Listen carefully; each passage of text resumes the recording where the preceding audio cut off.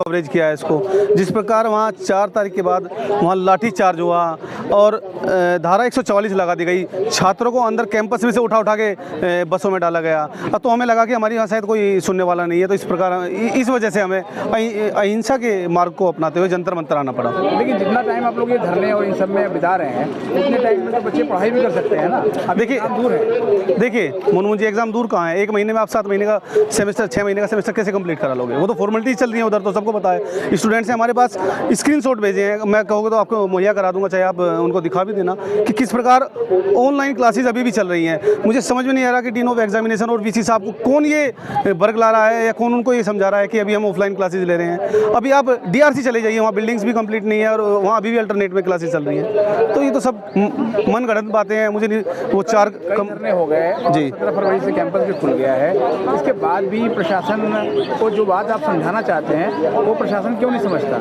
जब देखिए प्रशासन जो सुनना या समझना चाहता है उसी को समझाया जाता है। अब भैंस, हमें लगता है कि भैंस के आगे बीन बजाने का हमें कोई लाभ नहीं है। इसीलिए हम यहाँ आज जंतर मंतर में पहुँचे कि हमारी बात आदरणीय धर्मेंद्र प्रधान जी तक पहुँचे या आदरणीय HRD मिनिस्टर जी या फिर UGC चेयरमैन तक पहुँचे, कि उनके माध्यम से हम बता सके कि आपके अधीन जो यूनिवर्सिटी चलने वाली है उसमें किस प्रकार तानाशाही चल रही है।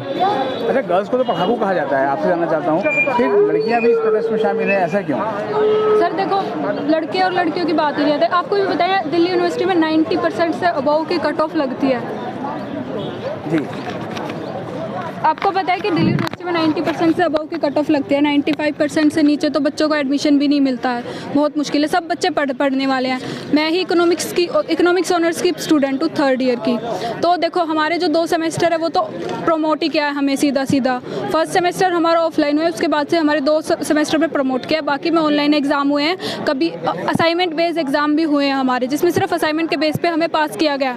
तो अभी आप बताइए, इकोनॉमिक्स एक ऐसा सब्जेक्ट है जो मतलब क्लास में भी पढ़ने से, हमें ट्यूशन भी लगाने लेने से भी समझ नहीं आता, बहुत टफ सब्जेक्ट माना जाता है। आप ये बताइए कि ये कहा जा रहा है कि सिलेबस बहुत लंबा चौड़ा है, स्टडी मटेरियल नहीं है, किताबें नहीं है, तो फिर ऑनलाइन एग्ज़ाम आप कैसे देंगे?